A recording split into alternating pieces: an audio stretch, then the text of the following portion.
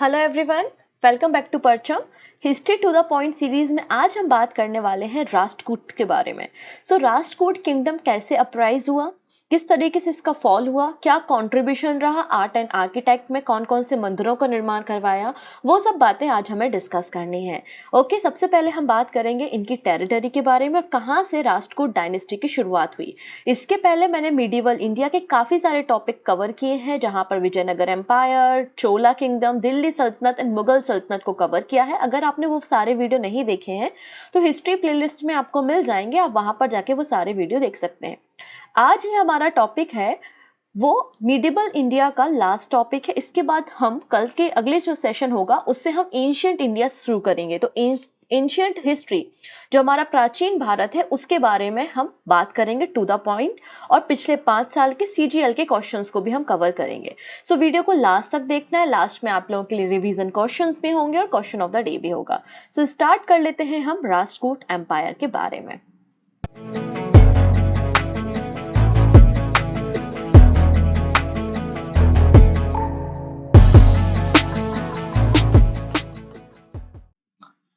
सबसे first number पे अगर आप देखेंगे राष्ट्रकूट के बारे में तो आपको दक्कन का जो एरिया है, बेसिकली कर्नाटका, कर्नाटका के एरिया में राष्ट्रकूट डायनेस्टी उदय हुई थी, इसका राइज हुआ था। तो राष्ट्रकूट किंगडम कहाँ पर आपको देखने को मिलेगा, तो ये किंगडम आपको बेसिकली देखने को मिलेगा गोदावरी रिवर से लेके भीमा रिवर के पास का जो रीजन है, आप कह सकते हैं ये जो रीजन है गोदावरी से लेकर ये भीमा रिवर या कृष्णा रिवर तक का ये जो एरिया है, ये आपका क्या कहलाता था, ये राष्ट्रकूट एम्पायर कहलाता था। हालांकि कई सारी फाइट्स इनके बाद हुई अलग अलग एम्पायर से, अलग अलग राजाओं से, तो इन्होंने अपनी टेरिटरी को एक्सपांड किया। कहाँ तक? कन्नौज के एरिया तक।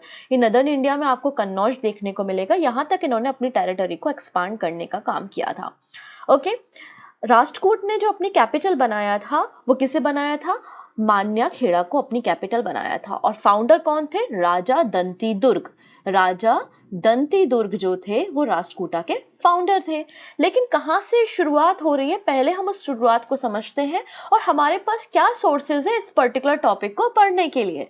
तो यहाँ पर अगर आप देखेंगे तो पहले राजा महाराजा क्या होते थे, कई सारे इंस्क्रिप्शंस लिखवाते थे पत्थरों पे या फिर इसके अलावा कॉपर प्लेट पे, है ना, आपका अलग अलग इंस्क्रिप्शंस होते थे। वैसे ही एलोरा और सामोगढ़ इंस्क्रिप्शन से हमको राष्ट्रकूट्स के बारे में इंफॉर्मेशन मिलती है। इसके अलावा एस ऑल्टिकर, इन्होंने एक बुक लिखी है राष्ट्रकूट एंड देयर टाइम्स, इस बुक से भी हमें काफी हेल्प मिलती है। अगर आप राष्ट्रकूट किंगडम को देखेंगे तो ये पूरा एरिया आपको राष्ट्रकूट का देखने को मिलेगा। राष्ट्रकूट के जस्ट नॉर्थ में आप देखेंगे वहां पर आपको एक और किंगडम देखने को मिलेगा विच इज गुर्जरा प्रतिहार। कौन है? गुर्जरा प्रतिहार। ये गुर्जरा प्रतिहार जो है ना, इसी से बिलोंग करते हैं मिहिर भोज। इसी से कौन बिलोंग करते हैं? मिहिर भोज। ओके, अगर आप देखेंगे राष्ट्रकूट के ईस्ट में तो आपको वहां पे पालास देखने को मिलेंगे, पाल। ठीक है, हम धर्मपाल वगैरह के बारे में बात करते हैं जिन्होंने नालंदा यूनिवर्सिटी को रिवाइव भी किया।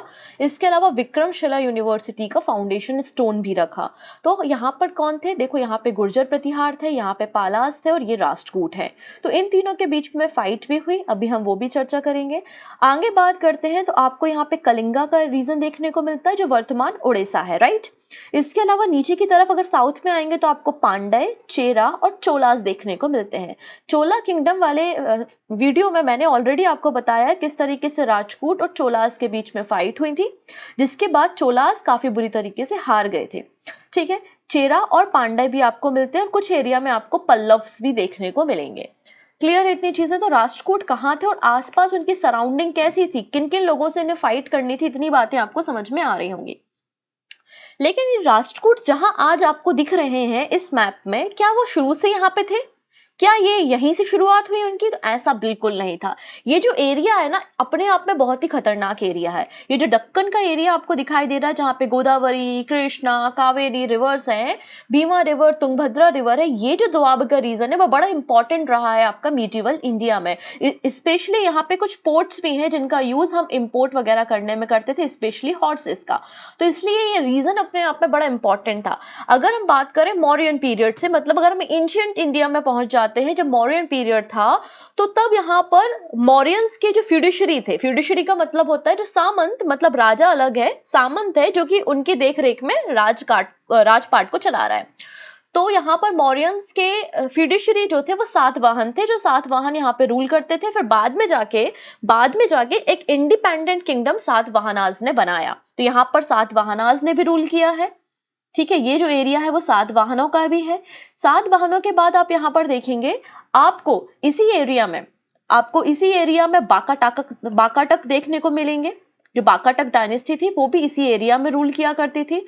बाकाटक के बाद आपको यहाँ पर देखने को मिल जाएंगे चालुक्य। चालुक्य भी आपको यहीं पर देखने को मिलेंगे।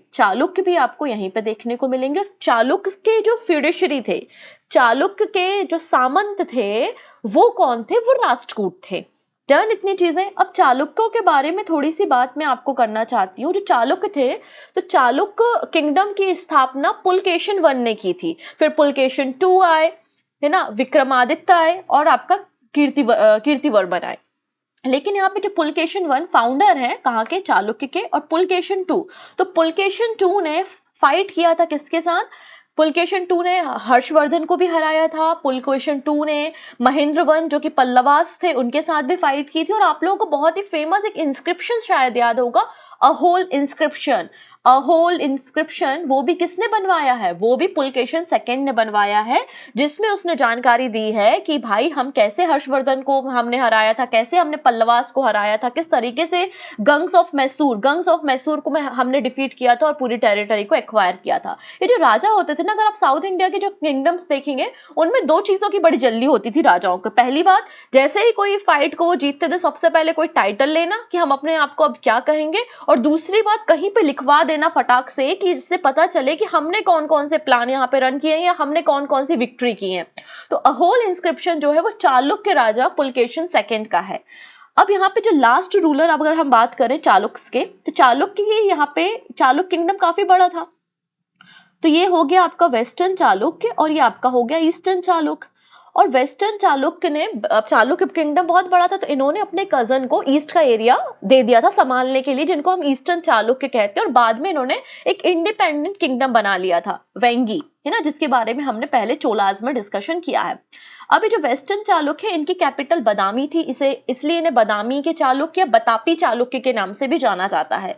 जो लास्ट राजा होते हैं वो कीर्तिवर्मन सेकंड होते हैं, और कीर्तिवर्मन सेकंड को ही डिफीट करते हैं कौन? दंतीदुर्ग।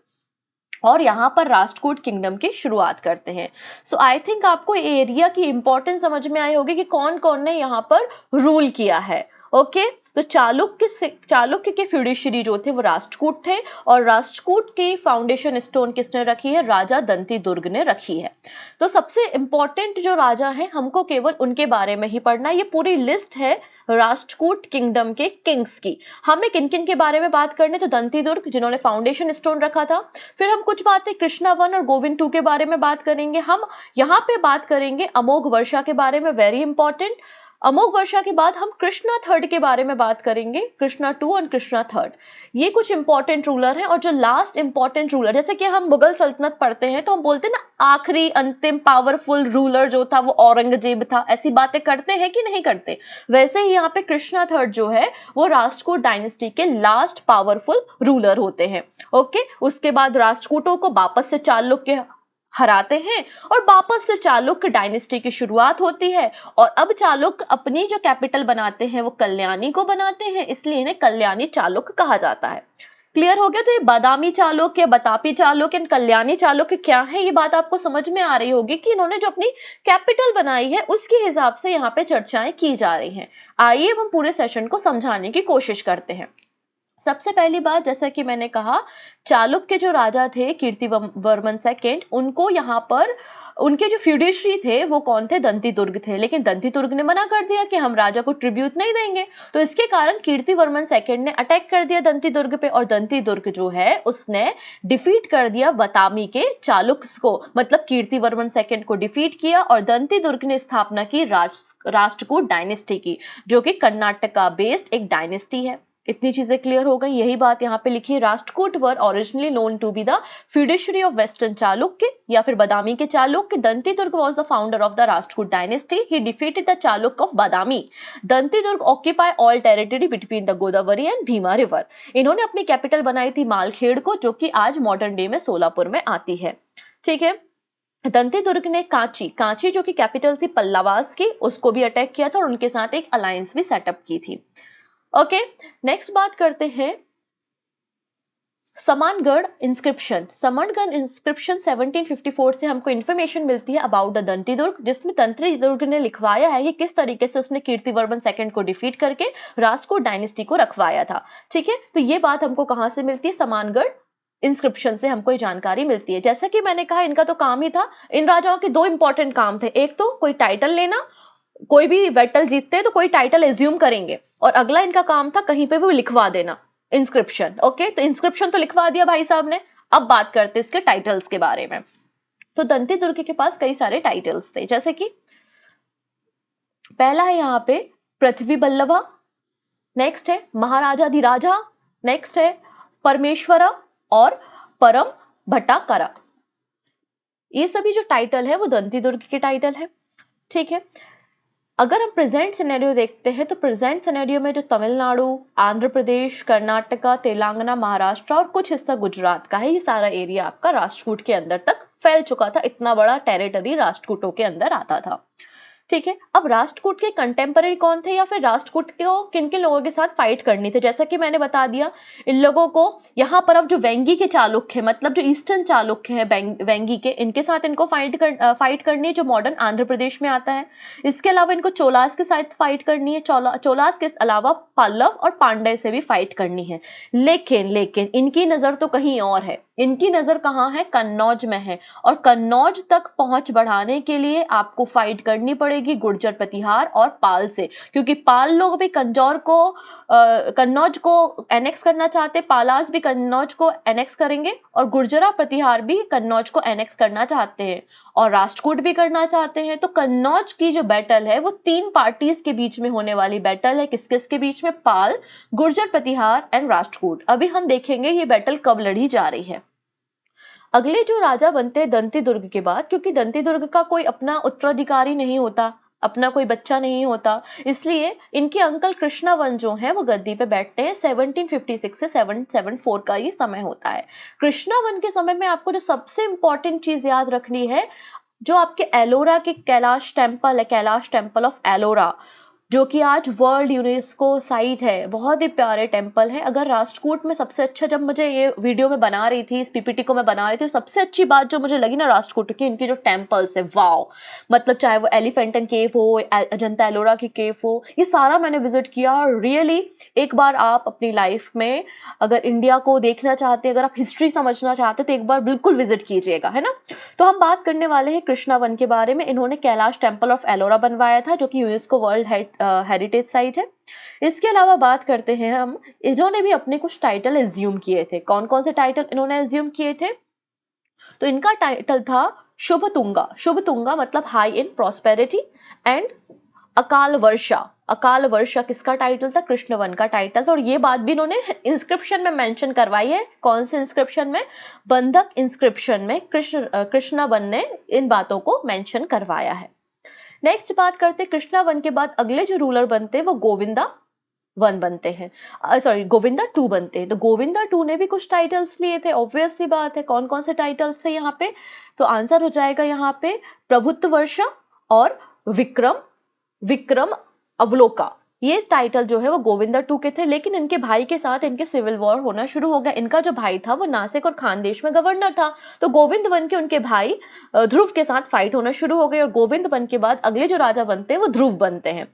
तो ध्रुव का पीरियड और गोविंद थर्ड का पीरियड, ये सबसे गोल्डन एज कहलाता है किसका? राष्ट्रकूटा का। तो अगर पूछ लिया जाए राष्ट्रकूटा का सबसे गोल्डन पीरियड कौन सा, तो आप कहेंगे ध्रुव है, और आपका गोविंद थर्ड का जो समय है, ये दोनों जो है वो गोल्डन पीरियड कहलाता है आपका राष्ट्रकूटा का। क्योंकि राष्ट्रकूट पावर अपने जिनित पे, अपने मैक्सिमम पीक पे किसके समय थी? ध्रुव और गोविंद थर्ड के समय थी।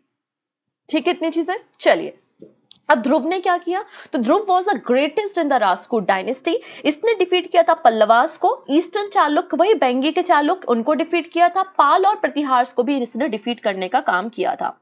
ठीक है, इसके अलावा इसने धर्मपाल जो कि पाल डायनेस्टी के थे, उनको भी यहाँ पे डिफीट किया और कॉन्कर किया था। किसे? कन्नौज को। जो कन्नौज की फाइट चल रही थी ना पाल्स के बीच में, प्रतिहार्स के बीच में और राष्ट्रकूट्स के बीच में। तो धर्मपाल जो कि पाल डायनेस्टी के, उनको डिफीट किया, और वत्सराज जो कि प्रतिहार थे उनको भी डिफीट किया। और कॉन्कर किसे किया? कन्नौज को। अब कन्नौज को जब कॉन्कर कर लिया, और ये पहले किंग है राष्ट्रकूट के जिन्होंने कंट्रोल किया ओवर कन्नौज, तो ऑब्वियस सी बात है अब अपने टाइटल से एज्यूम करना शुरू करेंगे क्योंकि कन्नौज पे विजय पाली है। ओके, तो इनके टाइटल कौन से हैं? तो निरुपमा, अगला है काली बल्लभा, धारा वर्षा और श्री वल्लभा। ये सारे जो टाइटल हैं ये ध्रुव के हैं। ओके, तो आप देख सकते हैं ये गुर्जर प्रतिहार को डिफीट किया, यहाँ पे पालास को डिफीट किया, और राष्ट्रकूट फिर कहाँ पहुंच गए? कन्नौज को कंट्रोल करने के लिए पहुंच गए। ये जो बैटल हुई है ना, इसी स्ट्रगल को 3-वे struggle for Kannauj and Gangetic plain कहा जाता है। ओके, तो ये हमने यहाँ पर समझ लिया। ये लड़ाई के बारे में, ये 3 पार्टी बैटल के बारे में, त्रिपक्षीय युद्ध के बारे में कई बार एग्जाम में प्रश्न बना है। कौन से 3 किंगडम के बीच में हुआ? तो याद रखेंगे राष्ट्रकूटा, इसके अलावा गुर्जर प्रतिहार एंड पाल्स। और गुर्जर प्रतिहार आप देखेंगे जो मालवा का रीजन है, उज्जैन का रीजन है, वहां पे रूल करते थे। तो यहाँ पे कन्नौज के लिए तीनों फाइट कर रहे हैं। अगले जो राजा बनते हैं वो गोविंद थर्ड बनते हैं। Govind third is also one of the greatest Rashtrakuta ruler. इन्होंने भी कई सारे टाइटल एज्यूम किए थे। कौन कौन से? तो आप देखेंगे जगत तुंगा, नेक्स्ट है कीर्ति नारायणा, जनबल्लभा, फिर नेक्स्ट है त्रिभुवन दवला, और आपका प्रभुत्व वर्षा। ये सारे टाइटल इन्होंने एज्यूम किए थे। इन्होंने नागभट्ट ऑफ कन्नौज, इनको यहाँ पे डिफीट करने का काम किया था, और मालवा को इन्होंने एनेक्स किया था। मालवा के अलावा कलिंगा, वेंगी, ठीक है, इन सब एरिया को एनेक्स करने का काम किसने किया था? गोविंद थर्ड ने किया था। गोविंद थर्ड के बाद अगले जो राजा आते हैं ये तो मेरे फेवरेट हो गए। इनका नाम है अमोघ वर्षावन। इनको लड़ाई वड़ाई में कोई इंटरेस्ट नहीं था, नहीं, हमको कोई टेरिटरी एनेक्स नहीं करनी, कुछ नहीं करना, जितना है हम तो खुश हैं। हमको तो आर्ट को, आर्टिस्ट को बढ़ावा देना है। पैट्रन थे आर्टिस्ट के, आर्ट के, है ना, आर्टिस्ट का सम्मान किया करते थे। बहुत सारे आर्किटेक्ट इन्होंने बनवाए हैं। और जो आप एलोरा में जो जैन केव्स देखते हैं वो भी इनके समय ही बनी हुई हैं। अमोघ वर्षावन, ठीक है। तो आइए इनके बारे में बात करते। इन्होंने भी कुछ टाइटल्स एज्यूम किए थे। कौन कौन से टाइटल थे? तो आंसर हो जाएगा निरपा, आप देखेंगे यहाँ पे निरपतुंगा। नेक्स्ट है अतिशय धवला, महाराजा शांदा और वीर नारायणा। ये सारे टाइटल अमोघ वर्षा के थे।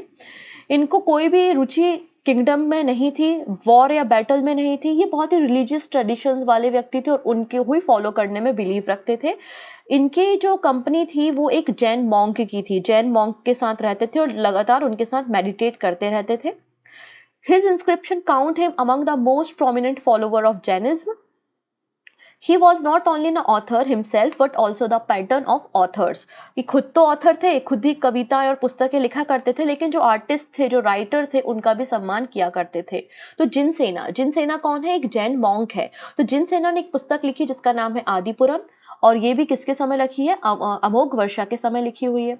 नेक्स्ट है सुलेमान, अ अरब मर्चेंट। सुलेमान कौन है? एक अरब मर्चेंट है, और उन्होंने कहा है कि Amoghavarsha one of the 4 greatest king of the world. इन्हें 4 राजा, मतलब पूरे वर्ल्ड में ग्रेटेस्ट किंग बोला है अमोघ वर्षा को। 4 राजाओं को इन्होंने ग्रेटेस्ट किंग कहा है सुलेमान ने। कौन कौन से हैं वो राजा? एक तो अमोघ वर्षा हो गए, राष्ट्रकूट किंग। दूसरे खलीफ ऑफ बगदाद, फिर है आपके कस्तुनतुनिया के राजा, और एम्परर ऑफ चाइना।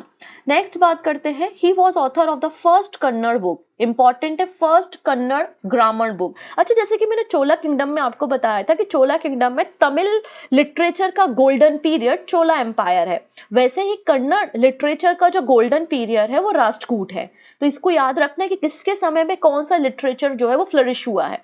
ओके, तो first Kannada book on grammar जो है वो किसने लिखी थी? अमोघ वर्षा वन ने लिखी थी, जिसका नाम क्या था? कविराज मार्ग। क्या नाम था? कविराज मार्ग। इन्होंने एक जैन टेम्पल बनवाया है, जैन नारायणा टेम्पल, पत्तागल में, जो कि यूनेस्को वर्ल्ड हेरिटेज साइट है। और लास्ट जो इंपॉर्टेंट रूलर या पावरफुल रूलर होते हैं राष्ट्रकूट्स के, वो होते हैं कृष्णा थर्ड।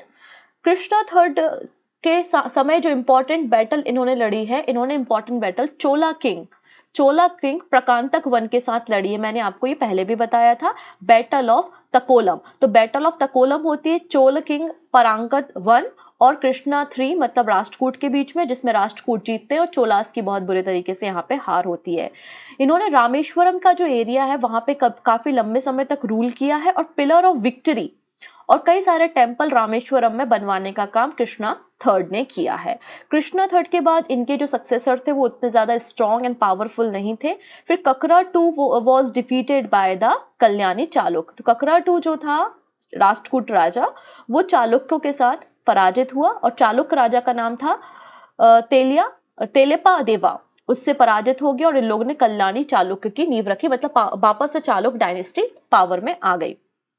अब कुछ इंपॉर्टेंट एडमिनिस्ट्रेटिव पोजीशंस हम यहाँ पे देखते हैं।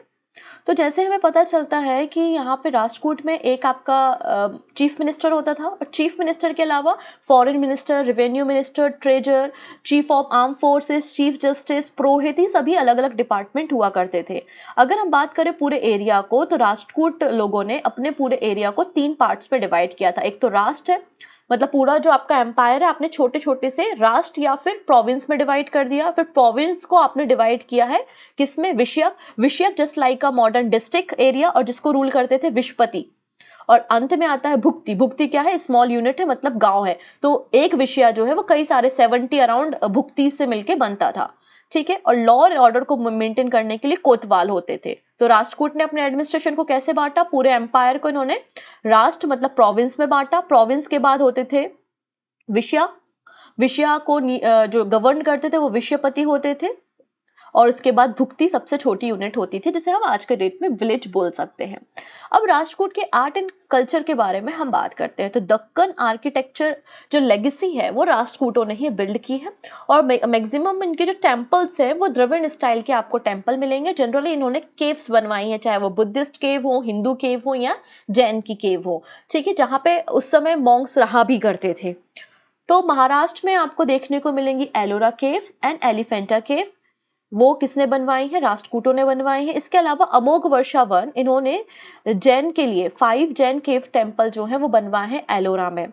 और कैलाश टेम्पल भी एलोरा में है, जो कि राष्ट्रकूट के टाइम का है, जो कि यूनेस्को वर्ल्ड हेरिटेज साइट में नाम शामिल है। तो एलोरा में बहुत सारी केव्स है। जो केव नंबर 16 है ना, वही केव नंबर 16 जो है वो कैलाश टेम्पल है, world largest rock cut temple, ठीक है। राष्ट्रकूट किंग दंती दुर्ग के समय कंस्ट्रक्शन शुरू होता है, बट कंप्लीट कब होता है, कृष्णा वन के समय ये कंप्लीट हो जाता है।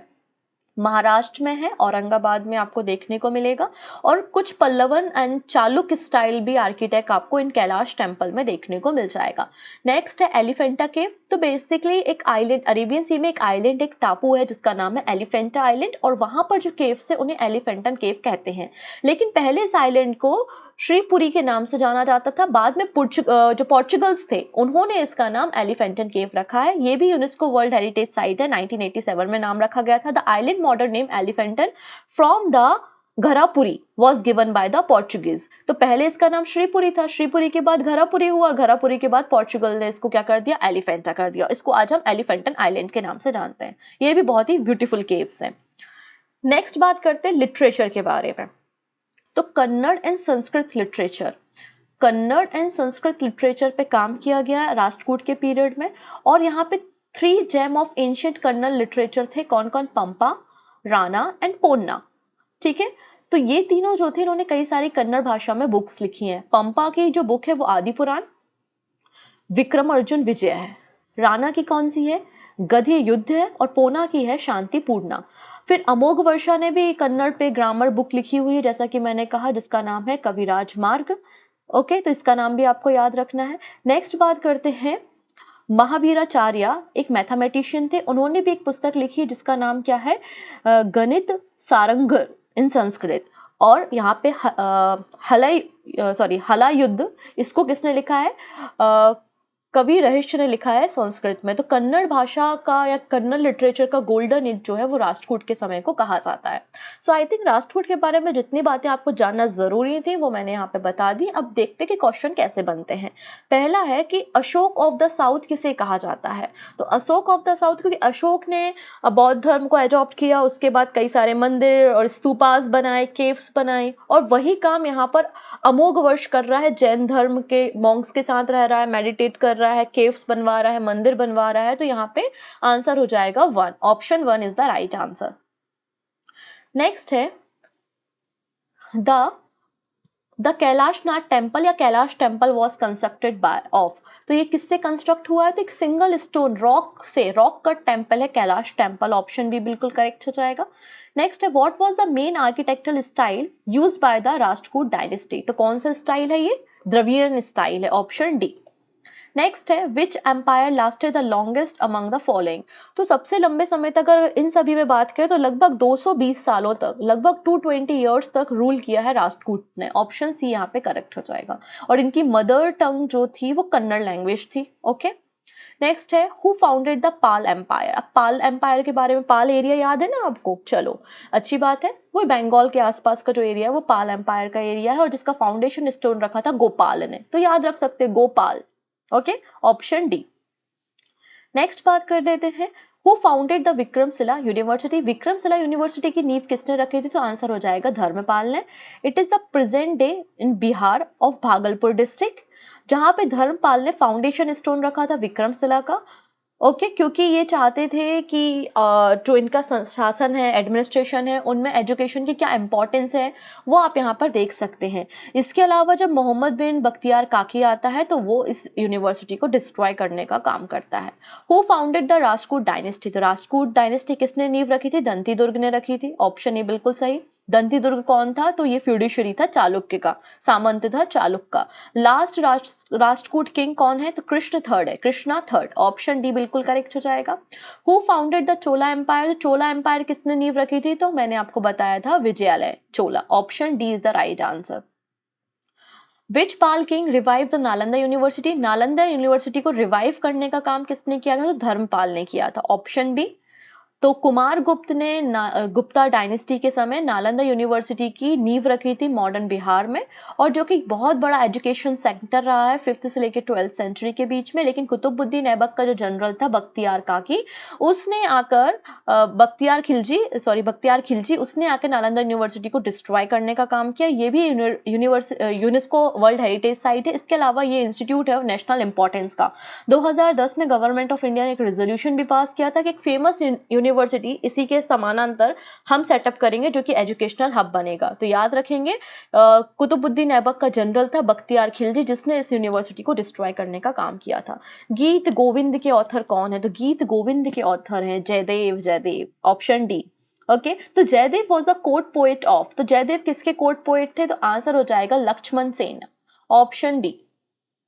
नेक्स्ट है आदिवर्ष, कौन सा प्रतिहार किंग था जिसके पास टाइटल था आदिवर्ष का, तो सबसे इंपॉर्टेंट रूलर, सबसे इंपॉर्टेंट राजा प्रतिहार का कौन है, मिहिर भोज है। तो मिहिर भोज का टाइटल ही आपका क्या है, आदिवर्ष है, ऑप्शन बी। तो मिहिर भोज ग्रेटेस्ट रूलर है ये प्रतिहार डायनेस्टी के। और जब पुष्पभूति डायनेस्टी फॉल हुई उसके बाद गुर्जर प्रतिहार आए थे। ठीक है, अब इसकी दो ब्रांचेस थी, एक का नींव रखा था हरिचंद्रन ने और दूसरे का नींव रखा था नागभट्ट ने। The line of Harichandra 6 to 9 century, और इन्होंने मारवाड़ में रूल किया। और जो नागभट्ट थे उन्होंने जो दूसरी ब्रांच की नींव रखी, उन्होंने उज्जैन और कन्नौज में रूल किया। Mihira Bhoja was the greatest ruler in the dynasty. Okay, अंत में बात करेंगे एक छोटे से क्वेश्चन के बारे में। Which Rashtrakuta king build the famous rock cut Shiva temple at Ellora. 4 option है, Krishna 1, Amoghavarsha, Govinda 3rd and Govinda 2। वो 2 है ना, वो आई स्मॉल रह गया, कैपिटल कर लो। जो भी सही आंसर होगा वो आप हमें कमेंट सेक्शन में दीजिएगा। और नेक्स्ट वीडियो में हम बात करेंगे एंशिएंट हिस्ट्री को to the point. I hope आप लोग एंजॉय कर रहे होंगे सीरीज। अगर सीरीज पसंद आ रही है, यूजफुल लग रही है अपकमिंग एग्जाम के लिए, तो अपने फ्रेंड्स के साथ शेयर करना नहीं भूलेंगे। और आज की क्लास की जो पीडीएफ होगी वो हमारे वेबसाइट पे भी अवेलेबल होगी। इसके अलावा आप प्ले स्टोर से एप्लीकेशन डाउनलोड कर सकते हैं, वहां से भी पीडीएफ को डाउनलोड कर सकते हैं। ओके, सो मिलते हैं नेक्स्ट वीडियो में। Take care and bye bye.